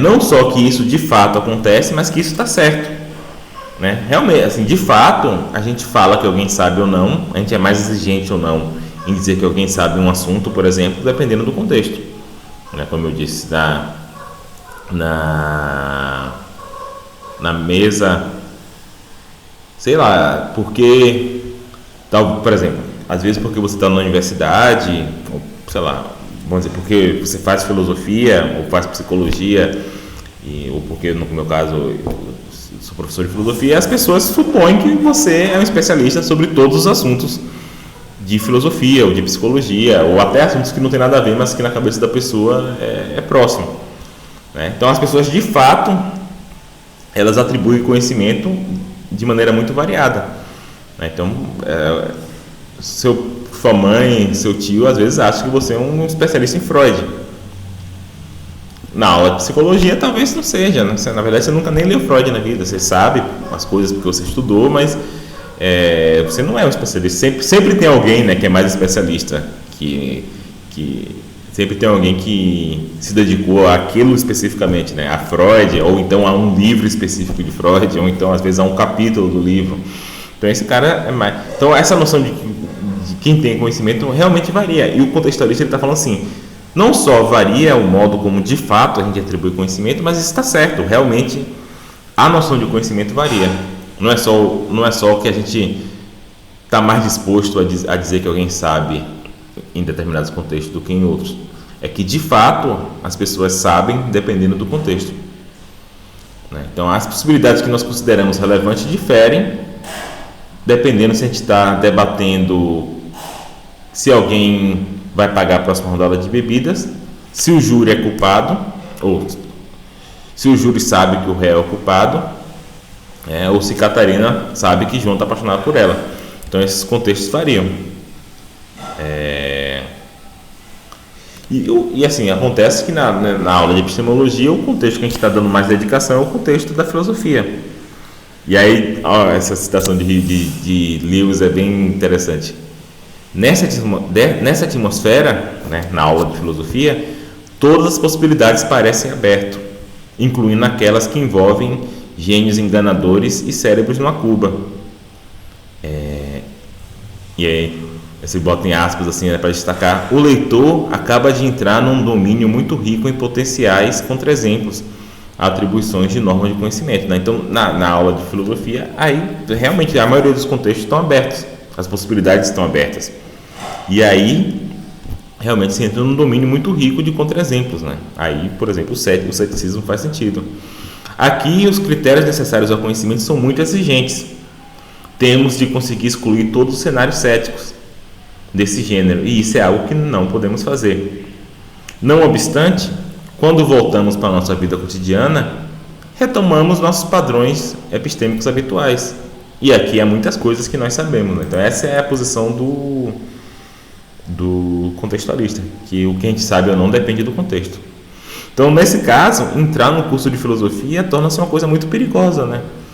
Porque, na verdade, eu estou dando uma aula aqui de epistemologia, só que essa minha aula não faz você saber mais, faz você saber menos, né? Porque quando você entra nessa aula, antes de entrar nessa aula, você sabe muita coisa. Ao entrar nessa aula, quando eu te falei da possibilidade do gênio maligno, quando eu te falei da possibilidade de cérebro na Cuba, eu tornei essas possibilidades relevantes em algum sentido, né? Então, de alguma forma, vocês fazerem o curso de epistemologia faz você perder conhecimento, porque nesse curso a gente se esforça para criar um contexto em que a gente sabe menos, né? Então, isso que ele está falando aqui, no curso de filosofia entrar no curso de filosofia torna-se uma coisa perigosa, na medida em que nosso conhecimento do dia a dia é ameaçado por novas possibilidades que agora se tornam relevantes. E isso aqui é uma consequência bizarra, né? Em um sentido inverso, abandonar um curso de epistemologia ou de filosofia em geral é um ato epistemicamente enriquecedor, né? Porque ao abandonar esse curso, você deixa de frequentar esses contextos e, de alguma forma, você assegura seu conhecimento. Então, isso daí, né, por um lado eu estou falando meio brincando, porque isso realmente é uma consequência do contextualismo. E, por um lado, em certo sentido, ela parece correta, né? Realmente parece que que no curso de filosofia, no curso de psicologia, de epistemologia, a gente abre várias possibilidades, né? Que normalmente a gente não abre. Isso parece correto, mas por outro lado, essas consequências tornam estranho você explicar qual é o valor desse curso, né? Desses cursos. Qual é o valor desses cursos se eles, em vez de trazer conhecimento, eles estão tirando o conhecimento das pessoas? Isso daí é meio bizarro. Mas é o que Lewis aceita, né? Aqui a citação dele: a epistemologia destrói o conhecimento, mas só o faz temporariamente. O passatempo da epistemologia não nos mergulha eternamente num contexto especial. Podemos continuar a ignorar corretamente muita coisa, a conhecer muita coisa e a fazer muita atribuição verdadeira de conhecimento a nós mesmos e aos outros o resto do tempo, né? Quando a gente não está no curso de epistemologia. Então, essa ideia de que o curso de epistemologia destrói o conhecimento enquanto você está no curso, porque abre possibilidades relevantes. Quando a gente sai do curso, a gente não perde o conhecimento, né? Então, isso daí ameniza um pouco essa ideia, né? Essa estranheza do que eu estava falando antes, né? Então, fazer um curso de filosofia faz você perder conhecimento, mas só enquanto você está dentro da aula, né? Então, em certo sentido, né, isso é uma maneira que o contextualista ele pode tentar fazer sentido do valor de um curso de filosofia. Em certo sentido, o curso de filosofia é um treinamento, né? É um treinamento de como proceder em contextos em que muitas possibilidades estão abertas, né? Então, o curso de filosofia serviria nesse sentido de você, primeiro, colocar em questão seus contextos conversacionais, tomar visão de que isso é algo que existe e treinar a conversar em contextos diferentes, em contextos que você não faria no dia a dia, né? Então, nesse sentido, teria um valor, né? Teria um valor mais ou menos antropológico aí, sei lá. Tem um valor de você treinar suas habilidades de argumentação e até mesmo de conversa em um contexto diferente, e daí você ter maior controle sobre o seu contexto conversacional, né? Você saber se portar em contexto diferente. Porque, por exemplo, vamos pensar uma pessoa que não só nunca estudou filosofia na vida, mas que no geral ela não estudou muito, ela trabalhou desde cedo, etc. Claro, né, tem pessoas muito inteligentes que não tiveram oportunidades, né? Mas no geral uma pessoa assim, ela tem dificuldade de transitar em outros contextos conversacionais. Ela tem dificuldade de, por exemplo, de colocar em questão algumas possibilidades. Por quê? Porque ela não é treinada, né? Mas ela não está acostumada a fazer isso. Obviamente, depois com treinamento, adquirindo esse hábito, a pessoa ela vai conseguir, né? Porque ela é uma pessoa inteligente como qualquer outra, mas ela não está acostumada com esse tipo de coisa. Então, muitas vezes você pegar uma pessoa normal, pegar, sei lá, sua mãe, sua tia, e falar da dúvida cética de Descartes, ela vai falar assim: não, mas olha só, existem coisas, aqui tem uma caneca aqui, ó. Não estou entendendo qual é o ponto, né? Não estou entendendo qual é o ponto. Tipo, eu não estou sonhando, eu sei que eu não estou sonhando. Quando eu estou sonhando, sei lá, eu ronco, e eu não estou roncando agora, então eu estou acordado. Então, muita gente vai dar respostas como essa, porque ela não está acostumada a se colocar naquele contexto, né? Isso talvez seja um dos papéis, né, da aula de filosofia, por exemplo. Diga, Marcos. Pessoal, mas assim, o contextualismo ele não parece uma ferramenta assim, bem eficiente assim, para a gente pensar o cotidiano, assim, porque parece muito plausível para mim essa ideia da gente, sei lá, montar conhecimento a partir do seu contexto, né? criar a crença a partir do seu contexto, porque de alguma forma a gente vai, no dia a dia, a gente vai ver a possibilidade, a limitação que certos contextos têm para nos causar a crença. Porque, por exemplo, não é plausível você, como eu disse lá, pensar, inferir a crença do gênio maligno para se pensar se o mercado vai estar aberto. Uhum. Né? Então, assim, de alguma forma, é muito necessário que a gente, de alguma forma, adote esse contextualismo. E de alguma forma a gente adota, né, no dia a dia, porque não dá para se pensar o gênio maligno o tempo todo. Uhum. Então, assim, parece bem plausível. Não, ela é plausível. Tipo assim, a gente de fato faz isso, tá? Isso daí eles estão certos, a gente de fato faz isso. O ponto que pode ser questionável é se realmente a noção de conhecimento varia. Porque o cético está falando o seguinte: olha só, por que existe essa possibilidade de gênio maligno? Isso é uma ameaça ao nosso conhecimento no geral. Tudo bem que em alguns contextos do dia a dia a gente até atribui conhecimento um para o outro. Só que o cético vai pensar, só que essa atribuição de conhecimento não é literal. Eu não estou realmente falando que você tem conhecimento. Estou falando, sei lá, que você consegue, pode ser uma noção de conhecimento mais prática, assim. Você consegue dar a resposta que eu quero. Não é conhecimento de verdade, vamos dizer assim. Tá? Então, que atribuição de conhecimento, o quão exigente é a justificação em cada contexto, isso de fato acontece. Não há essa questão, tá? Isso acontece. Então, descritivamente está correto. A questão aqui é se a própria noção de conhecimento realmente varia, entendeu? Será que eu conheço literatura russa e o especialista conhece literatura russa no mesmo? Ou será que na verdade só o especialista conhece e eu conheço de uma maneira fraca, entendeu? Eu não conheço de verdade. Então seria essa ideia, que a gente de fato faz isso, faz. O ponto é que o contextualista está dizendo que a própria noção de conhecimento varia e não apenas nossos hábitos de atribuição de conhecimento. Todo mundo concorda que nossos hábitos de atribuição de conhecimento variam, né? Só que o contextualista está dizendo que a própria noção de conhecimento varia relativamente aos nossos hábitos.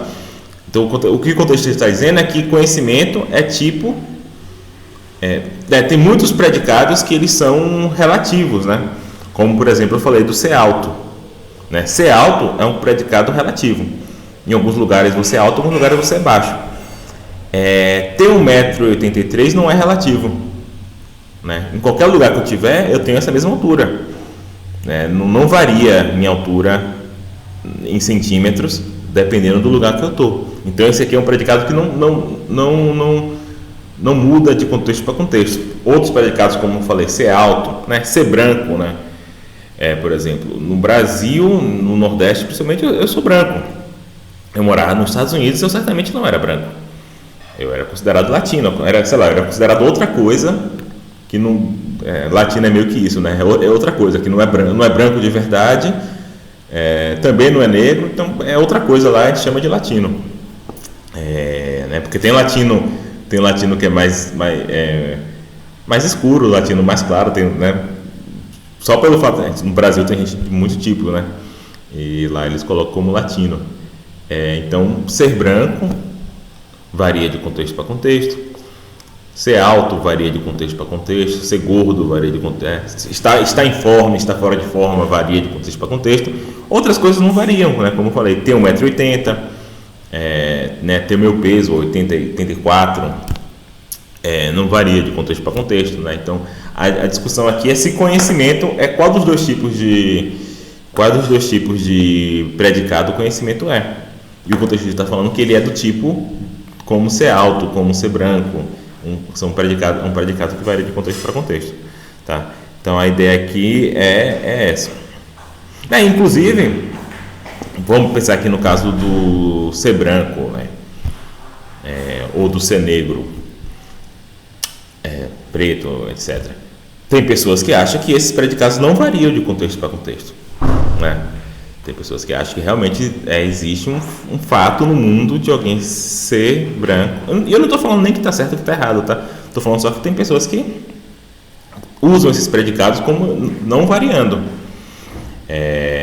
E a discussão aqui é exatamente essa. Se o predicado ter conhecimento varia ou não varia, né?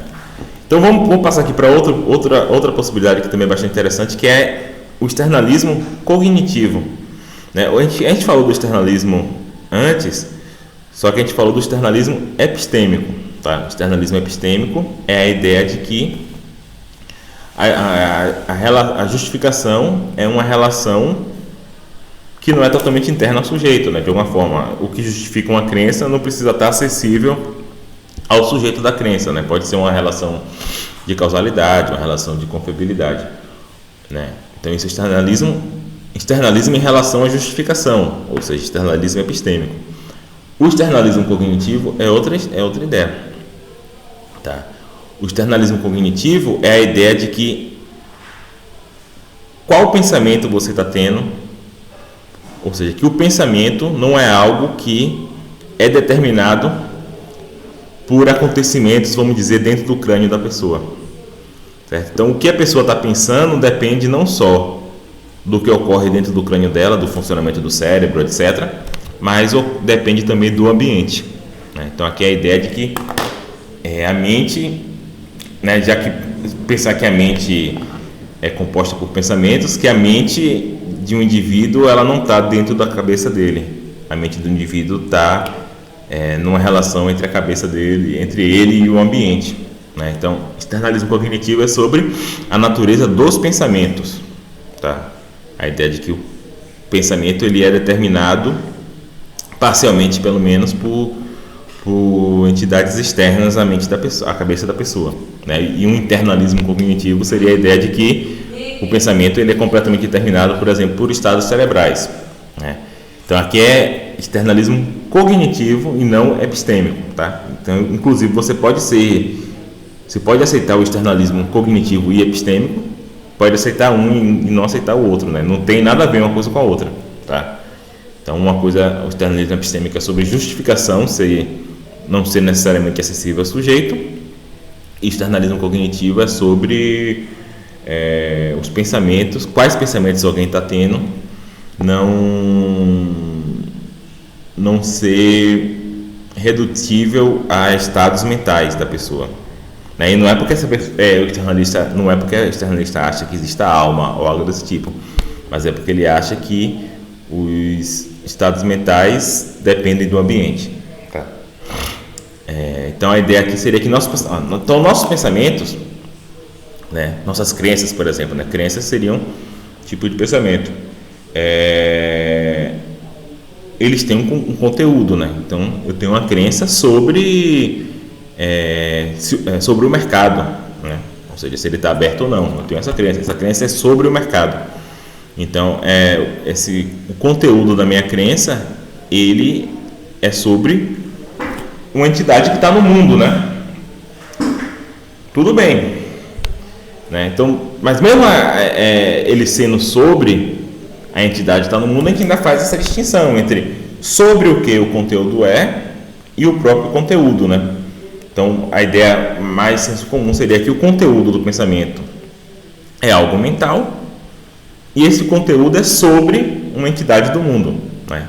Então, essa seria a posição internalista. De alguma forma, esse conteúdo ele remete a uma entidade do mundo, mas o conteúdo mesmo é mental, né?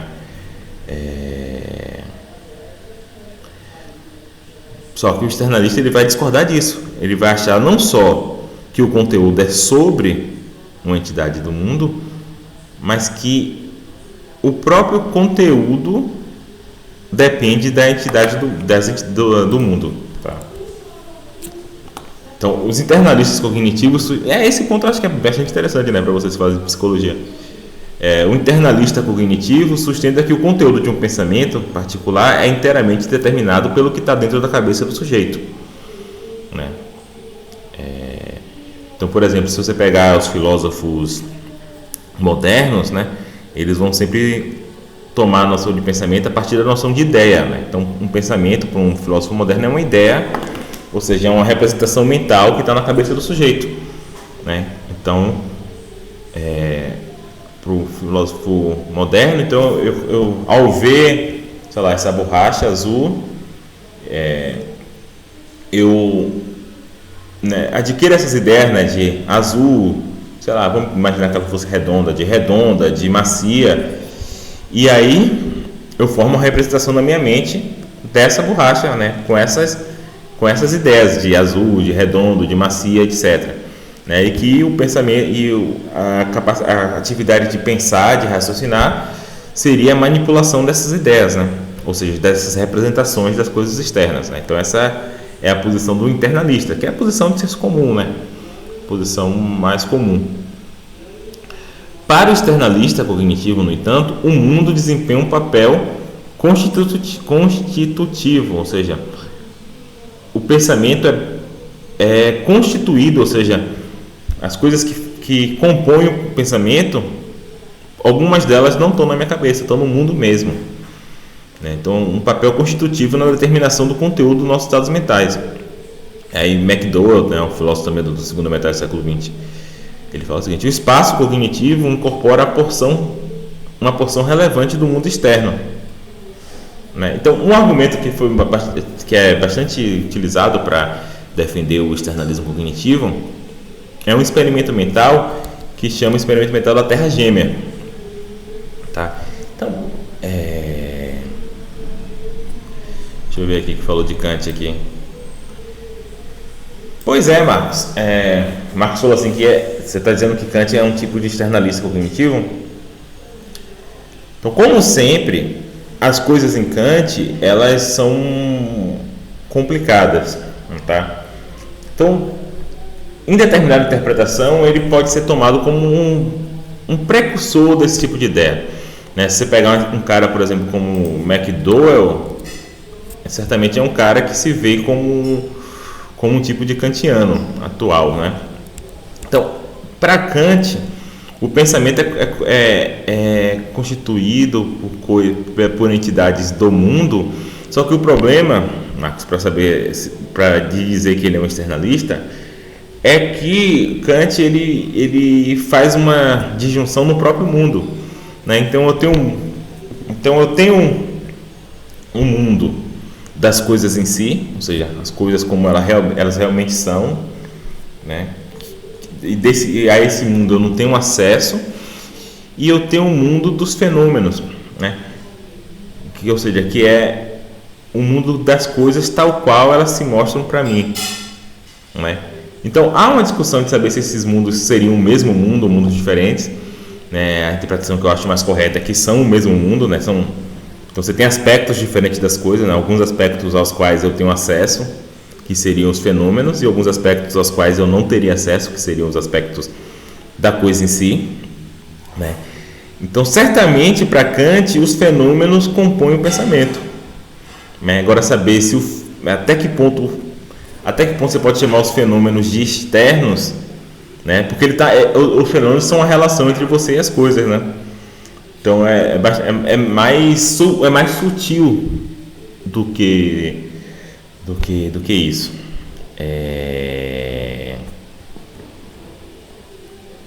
Kant ele é muito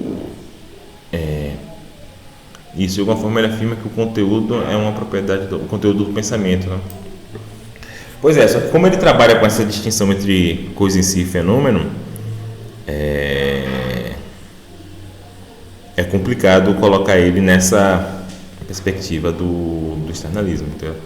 Porque a princípio as coisas em si são externas a mim, os fenômenos não são totalmente externos a mim, porque parte do que constitui os fenômenos é a estrutura da minha mente, né? Então, por exemplo, para Kant, só fazendo aqui um parênteses, então para Kant tempo e espaço são o que ele chama é o que ele chama da forma da nossa experiência. Então, o tempo e espaço é o modo como nós organizamos os fenômenos, né? Então, o modo como meu cérebro tá programado para organizar, mas não só, ele acha que qualquer criatura racional precisa fazer da mesma forma. Então, o tempo e espaço é o modo como organiza o fenômeno. Então, as coisas em si, para Kant, elas não estão nem no tempo nem no espaço. Então, para que a gente tenha essa profusão de dados sensíveis, e a gente organiza esses dados de determinada maneira, que é isso que ele chama os fenômenos, sabe? Então, os fenômenos, eles não são entidades mentais, porque eles dependem das coisas do mundo. Eles não são criações da minha mente, né? Porque Kant é um empirista nesse sentido, de que ele acha que toda ideia depende de informação empírica. Então, é bastante complicada a posição de Kant. Kant ele é muito sutil em algumas coisas, em outras coisas talvez a posição dele não faça sentido, talvez ele se contradiga em alguns momentos, por isso que tem interpretações diferentes dele, porque ele dá motivos para cada uma dessas interpretações, né? Então não é óbvio que ele é consistente durante o livro todo. Parece que em alguns momentos ele parece pender mais para uma interpretação, por exemplo, de que o mundo dos fenômenos é o mesmo mundo do mundo das coisas em si, só que são simplesmente aspectos diferentes das mesmas coisas. Tem hora que ele parece falar isso, tem hora que ele parece falar que não, parece que são, às vezes ele parece dizer que são duas coisas diferentes. Então é bastante complicado interpretar Kant. Como eu disse, ele, por mais que ele seja genial, e ele era mesmo, ele tem muitas teorias interessantes e boas, não só em epistemologia, em metafísica, mas em ética também. Então ele é um filósofo muito impressionante, mas ele é muito difícil nesse sentido, de que ele, primeiro, a teoria dele já é complexa, em segundo lugar, ele não era especialmente dotado de boa comunicação, né? Entendeu? Então é difícil, assim, não é o melhor lugar, certamente não é o melhor lugar para começar a ler alguma coisa de filosofia, porque é difícil, tá? Ele foi um divisor de águas na história da filosofia, sim, ele é um dos filósofos mais importantes. Para comparar com ele, talvez só Aristóteles mesmo, sabe? Ele é tipo, talvez depois de Aristóteles, Platão, Aristóteles, esses grandes da Grécia, certamente Kant é um dos grandes da modernidade, talvez não, provavelmente o maior.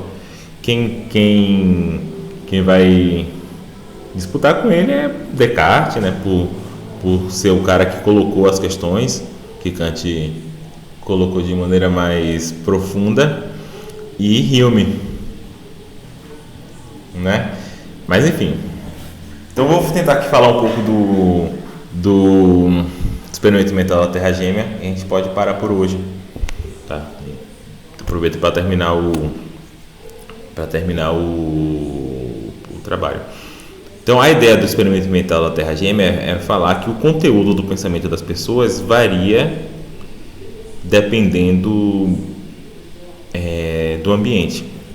Então, esse experimento foi proposto por um filósofo chamado Hilary Putnam, né, que também é um filósofo aí do final do século XX. E ele diz o seguinte: olha só, imagine que eu tenho a Terra, né, que é esse planeta que a gente vive, e eu tenho um planeta, um lugar que é muito parecido com a Terra, que eu vou chamar de Terra Gêmea. Nesse planeta, tudo é igual na Terra, sabe? Todas as coisas são iguais. Então, você tem as mesmas montanhas, as mesmas cidades, tudo é igual, certo? Com uma pequena diferença. No caso da Terra, os mares, os rios, a chuva é composto de água, né? Do que a gente chama de água, que é H2O, né? A Terra Gêmea, a única diferença que a Terra Gêmea tem da Terra é que lá na Terra Gêmea, os rios, os mares, a chuva, ele é composto de outra substância, que eu vou chamar aqui de XYZ. Só que acontece que essa substância, ela é indiscernível da água. sabe? A composição química é diferente, mas as propriedades sensíveis, né? O gosto ou falta de gosto, enfim, o jeito que ele parece, o tato, todo é igual, tá? Então eu vou imaginar que na Terra Gêmea, como na Terra, existem seres humanos, né? E lá também eles desenvolveram linguagem. A história da Terra Gêmea é igual à nossa, né? Vamos imaginar que a gente está aqui no momento antes de existir química, né? Então não teve esse momento em que o cientista na Terra descobriu que água é H2O e o cientista da Terra Gêmea descobriu que água é XYZ. Vamos imaginar que a gente está antes disso. Então, tipo, como a XYZ ele se comporta exatamente igual à água, a história da Terra Gêmea corre em paralelo à nossa, né? Lá teve seres humanos, como tem aqui, esses seres humanos criaram língua. Alguns desses seres humanos viviam ali na ponta da Península Ibérica, né? Esses seres humanos falavam português e esses seres humanos da nossa terra chamaram aquele líquido que está nos rios, no mar, na chuva, de água. Da mesma forma, os seres humanos que estão na Terra Gêmea, que moram lá na Península Ibérica, chamaram aquele líquido que está no mar, nos rios e na chuva, de água, né? E perceba que nem os seres humanos da Terra, nem os seres humanos da Terra Gêmea, quando criaram essa palavra água, tinham acesso à composição química da água, né? Eles simplesmente chamaram aquela coisa lá que está no rio, que está no mar, que está na chuva, etc, etc, de água, né? Água é aquilo, né? Então agora imagina que uma pessoa da Terra, né, vamos dizer eu, e uma pessoa da Terra Gêmea, né, vamos dizer que esse copo aqui estivesse cheio de água, eu apontasse para esse copo e falasse: esse copo está cheio de água, e a pessoa minha contraparte da Terra Gêmea apontasse para esse mesmo copo e falasse: esse copo está cheio de água. Num certo sentido, o que se passa dentro da minha cabeça e dentro da cabeça dele é a mesma coisa, né? Eu acho que é razoável supor que meu cérebro dele funciona mais ou menos da mesma maneira. A gente teve experiências mais ou menos igual, né? A gente já teve contato com esse líquido várias vezes, né? Com aquela coisa que está no mar, que está no céu, que está na água. Então há de supor que a ideia que eu tenho de água e a ideia que ele tem de água são parecidas, né? A ideia, falando no sentido de representação mental. A água é aquela coisa que está no rio, está no mar, está na chuva, né? Vamos imaginar que a gente está antes da invenção da química. É aquela coisa que a gente bebe para matar a sede, é aquela coisa que é refrescante, é aquela coisa que se você não nadar, você se afoga, etc. Então essa é a ideia que a gente tem de água. Então parece que o que acontece na minha cabeça e o que acontece na cabeça dele é a mesma coisa. Só que o externalista ele vai falar o seguinte: mas veja, o seu pensamento e o dele são pensamentos diferentes. Por que são pensamentos diferentes? São crenças diferentes, né? Por quê? Porque sua crença tem condições de verdade diferentes da dele. A minha crença de que tem água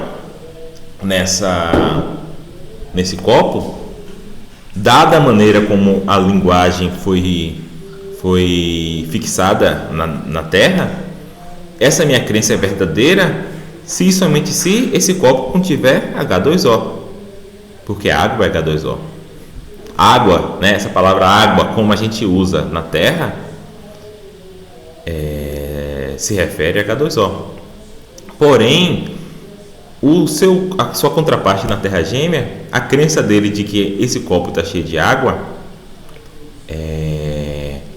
ela é verdadeira se e somente se, né, dada a maneira como a linguagem foi fixada, como o português gêmeo foi fixado, ela é verdadeira se e somente se aquele copo contiver XYZ. né? Então, desse modo, o argumento externalista, apesar de o que está acontecendo na cabeça dos dois ser idêntico, já que nenhum dos dois sabe diferenciar H2O de XYZ, vamos imaginar que essas pessoas nem saibam que exista H2O XYZ, porque a gente está, sei lá, na Idade Média. Por mais que o que acontece na cabeça dos dois seja idêntico, eles estão pensando em coisas diferentes, porque as condições que tornam um pensamento verdadeiro é diferente das condições que tornam outro pensamento verdadeiro. Então, se fosse o mesmo pensamento, esse pensamento deveria ser, se fosse a mesma crença, essa crença deveria ser verdadeira, essas duas crenças deveriam ser verdadeiras, dado o mesmo conjunto de condições. Só que nesse caso, o que torna a sua crença verdadeira não torna a crença dele verdadeira, e vice-versa. O que torna a crença dele é verdadeira porque na caneca dele tem aquele mesmo líquido que enche os mares, os rios e a chuva da Terra Gêmea. Enquanto a sua crença é verdadeira porque a sua caneca tem aquele líquido que enche os mares, o rio, a chuva, etc., da Terra, né? Então seria até interessante pensar, né, isso a literatura até se colocou essa questão, o que aconteceria se você dormisse um dia na Terra e acordasse na Terra Gêmea, né? Porque você continuaria usando água para se referir a H2O, só que lá não tem H2O, né? Então o que aconteceria? Então a resposta que geralmente se dá é que primeiramente você teria crenças falsas, e com o tempo seu conceito de água iria se deslizar, vamos dizer assim, para ser igual ao conceito daquelas pessoas, porque agora você tomou tanto contato com água gêmea, com XYZ, que você realmente vai estar usando água para se referir a XYZ, né? Então essa é a ideia do externalismo cognitivo, né? Que você pode ter pensamentos com o mesmo conteúdo cerebral, com o mesmo conteúdo. Deixa eu ver aqui. Marcos falou o seguinte: as propriedades do líquido são diferentes ou só o conteúdo conceitual de cada um é diferente? As propriedades do líquido depende do que está chamando de propriedade aí.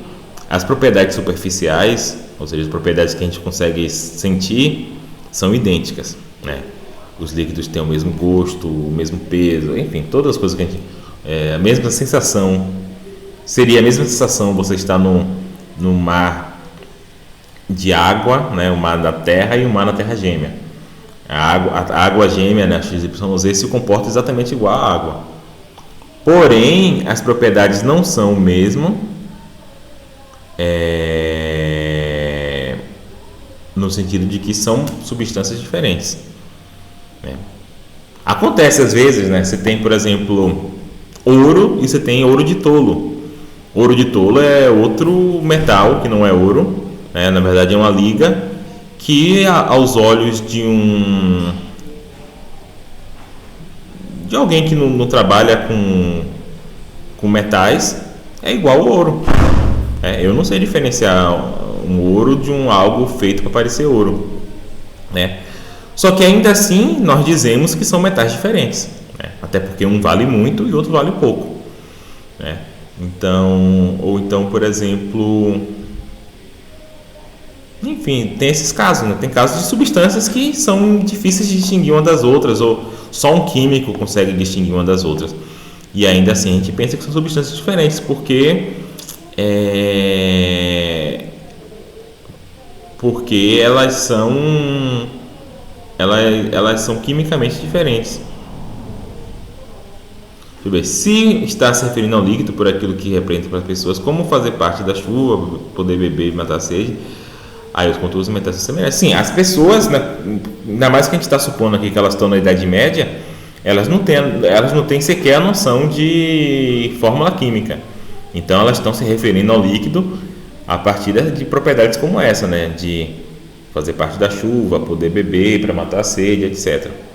Então, por isso que eu estou dizendo que o conteúdo mental delas é semelhante, porque nenhuma das duas é química, elas sempre pensam em água nesses termos, né? Água gêmea nesses termos.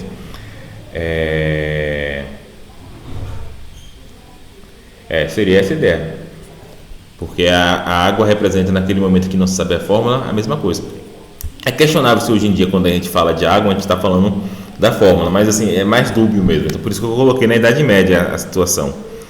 Então, o conteúdo mental, o que está na cabeça deles é a mesma coisa, mas em certo sentido os pensamentos são diferentes, porque os pensamentos têm condições de verdade diferentes. É esse ponto aqui que o externalista quer chamar a atenção. Os pensamentos são diferentes. Então, de alguma forma, qual pensamento você está tendo depende do ambiente que você está. Isso que eu falei, se talvez você, que nasceu na Terra, fosse transportado para a Terra Gêmea, talvez no primeiro momento você continuasse a se referir à água da Terra, quando falasse água. Mas com o tempo, talvez sua referência mudasse. Talvez quando você lembrasse, isso aqui que é maluco, talvez que você teve a infância na Terra e depois foi transportado para a Terra Gêmea, e agora você já viveu sua vida toda na Terra Gêmea, já está um velhinho. E talvez, quando você estiver velho, você lembre de quando você era criança e estava nadando no mar, né? E é provável que ao fazer isso, talvez você se refira à água gêmea, né? Quando você pensa no mar, porque você ficou tanto tempo lá naquela terra. E talvez você tenha uma memória falsa. Você tem uma memória falsa não porque o conteúdo da sua memória, a representação está errada de algum momento, em algum sentido, mas você tem uma memória falsa porque você está num ambiente diferente. Então seria esse tipo de coisa, esse tipo de discussão que o externalista está chamando a atenção aqui. Que qual ambiente você está tem influência em quais pensamentos você pode ter ou não. Em um ambiente aqui, a gente está pensando aqui no ambiente físico, né? Mas quando você pensa no ambiente histórico, por exemplo, cultural, isso é até mais forte, né? Mas aqui ele está falando do ambiente físico mesmo, no sentido mais forte ainda. Seria um caso semelhante, e eu estava caminhando para esse ponto, né? Você tem um ambiente social, né? Diferente também, né? E assim, eu acho que para o ambiente social todo mundo aceita mais facilmente, né? Que o contexto varia, né? Por exemplo, se eu falo muqueca na Bahia e muqueca no Espírito Santo, quer dizer coisas diferentes, né? Enfim, talvez o meu pensamento muqueca é gostosa se eu morasse no Espírito Santo a minha vida toda, depois, eu sou baiano, né? Ficasse muito tempo lá, esse pensamento até se modificasse, né? Porque eu estaria, por eu estar me referindo à muqueca capixaba. Mas a ideia é essa, enfim. A ideia do externalismo é que o ambiente influencia em quais pensamentos você tem. Ou seja, que o pensamento ele é constituído em parte pelo ambiente. Tem um componente mental e tem um componente ambiental. Tá, então esse ponto é interessante, sim.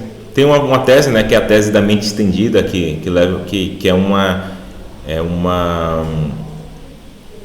desdobramento do externalismo cognitivo. É a ideia que não só isso acontece, mas que nossa própria mente é estendida, por exemplo, para aparelhos, né? Por exemplo, antigamente, né, vocês não são dessa época, as pessoas decoravam o número de telefone. Hoje em dia ninguém decora.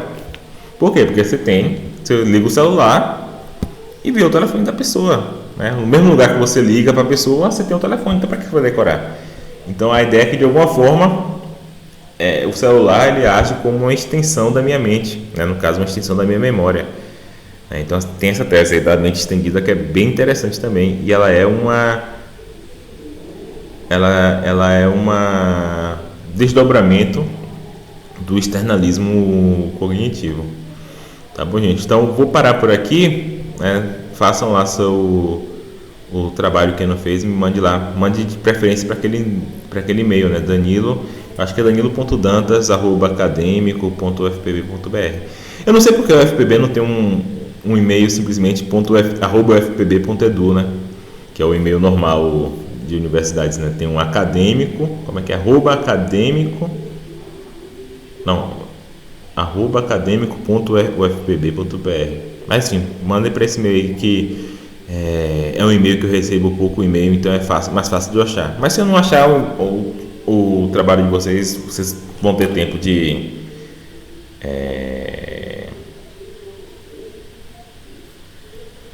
vão ter tempo de me mandar de novo, de me mostrar onde é que estava.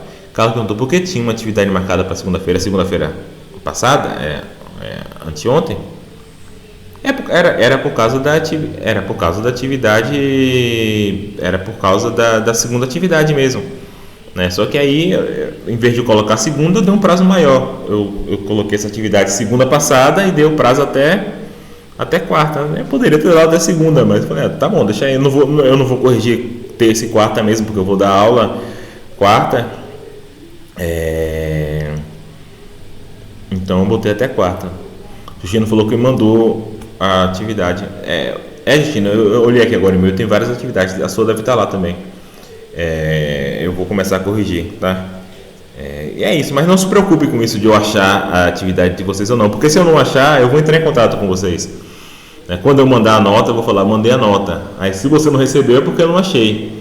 Em algum sentido, aí você fala comigo, não, eu mandei, está em tal lugar, eu vou procurar. Às vezes, na atividade passada aconteceu de umas irem para o spam. Hoje, nessa atividade eu vou olhar o spam, se tem alguma, mas pode acontecer outra coisa, né? Pode acontecer do e-mail voltar, etc. Mas eu vou entrar em contato com vocês, então não fiquem agoniados com isso de eu não encontrar não, tá? Se eu não encontrar, depois vocês vão me mandar de novo, me mostrar onde é que tá. Tá bom, gente? Então um abraço, até semana que vem. Tchau.